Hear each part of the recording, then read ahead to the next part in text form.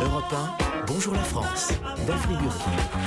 Bonjour la France, nous sommes là pour vous, c'est le 10-12 d'Europe 1, tous les matins pour l'autre actu du jour avec Ariel, Bertrand Chameroy, Elisabeth Assayag, Mathilde Terrier et aujourd'hui... Et Daphné Burki, bien sûr. Bien sûr. Non, mais quand même, vous n'oubliez pas là-dedans. Je suis là pour vous, je suis là à votre service. Vous avez un rôle quand même important.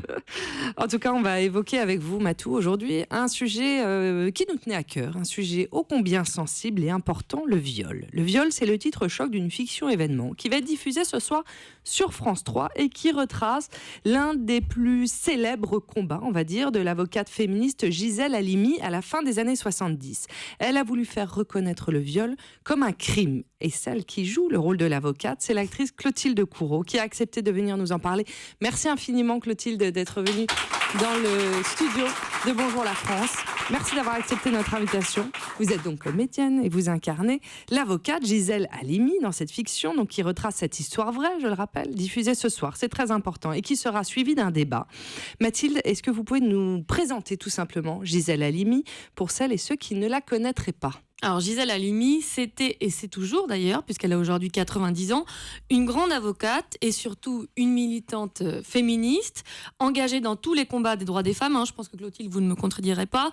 Elle a signé le manifeste des 343 salopes qui reconnaissait les femmes qui avouaient avoir avorté.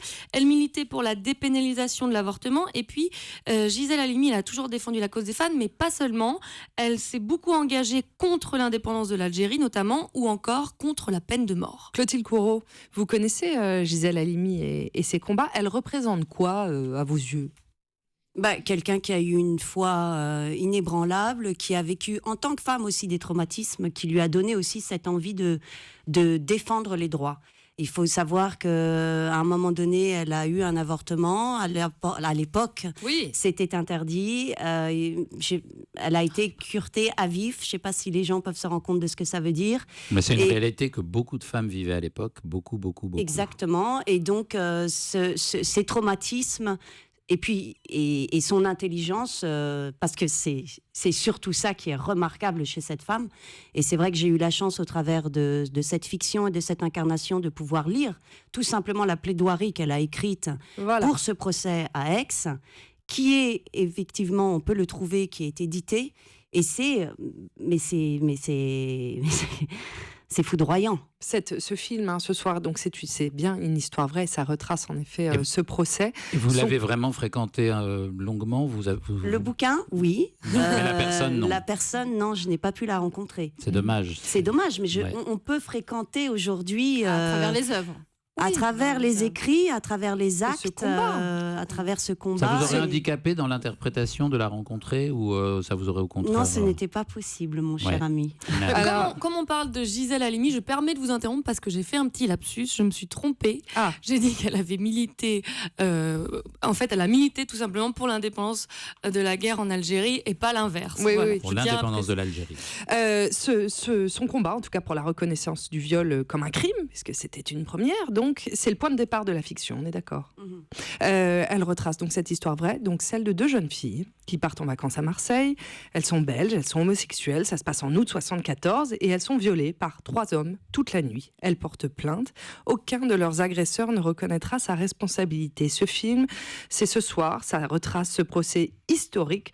On va en parler, on vous entend d'ailleurs plaider dans cet extrait. Ces deux jeunes femmes dormaient lorsque leurs agresseurs sont arrivés sur les lieux. Elles ont compris assez vite de quoi il s'agissait. Ont-elles résisté ? Ont-elles accueilli, comme cela pouvait être leur droit d'ailleurs, ces 3 jeunes gens, ou ont-elles dit non ? Cette nuit-là, ces 2 jeunes femmes, on comprenait le bien, peur de mourir. Et ces 2 jeunes femmes qui ont peur de mourir, qui sont anéanties, vaincues, battues, humiliées, cessent de se débattre. Elles cèdent. Et c'est cela qu'on appelle le consentement. Ce film, c'est le procès de ce double viol, mais c'est aussi le procès du viol. Et c'est ce que voulait, en tout cas, Gisèle Halimi, en le médiatisant. C'était pour faire avancer la loi, on est d'accord ? Oui, c'était pour faire aussi avancer la loi, mais avancer aussi la société. Avancer cette société, la remettre en question. C'est-à-dire qu'à un moment donné où une société accepte et ne condamne pas un acte tels que le viol. Ce qui se passe encore dans pas mal de pays du monde, hein, de pays.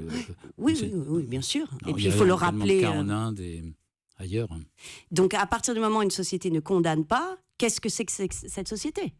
Quand vous avez accepté de jouer ce rôle, est-ce que vous avez eu, comme on le lit, en tout cas dans la presse ce matin, envie de tourner dans un film d'utilité publique? Non, je sais pas si ça donne envie de voir un film en disant waouh, Clotilde Courreau tourne dans un film d'utilité publique, nous allons manger des légumes ce soir, nous allons devenir intelligents. Non, bien sûr que je suis fière de faire ce métier-là aussi pour ça. Ça, c'est génial, parce qu'au travers de l'incarnation d'un personnage, permettre au public ou aux spectateurs, mais au travers d'un bel objet, parce que le film est absolument merveilleux et extraordinaire, parce que Tasma a un talent incroyable. Le réalisateur, et que tous les acteurs, parce que c'est une participation, sont absolument dingues. Donc, au travers d'un beau film, de pouvoir, et en incarnant des personnages, de pouvoir aborder ce sujet. Ouais, non, mais que le public comprenne. Mais que ça c'est pour ça que je vous posais la question, parce que le procès, en effet, a eu lieu en 78. Ça, c'est très longtemps quand même. Est-ce que vous avez l'impression que la parole des femmes violées est aujourd'hui mieux entendue? Moi, personnellement, ce que je vois sur mon compte Twitter au travers de ce film et de ce débat qui a lieu ce soir, il y a malheureusement encore... Qu'est-ce qui se passe sur votre compte Twitter? C'est-à-dire qu'il y a beaucoup d'associations au travers de cette participation, de ce film qui va être présenté ce soir, de ce débat qui va avoir lieu, qui va être passionnant. Beaucoup d'associations qui disent on doit être encore ensemble parce qu'il y a encore trop de retard dans notre société sur le viol et sur les femmes en danger. On va continuer à en parler avec Clotilde Courreau et toute l'équipe de Bonjour la France, de ce film, cette histoire vraie qui va être diffusée ce soir sur France 3. On voulait vraiment faire un focus aujourd'hui important. C'est une soirée importante avec un débat juste après. Vous écoutez Bonjour la France. On est toujours avec Clotilde Courreau. On se retrouve dans un instant.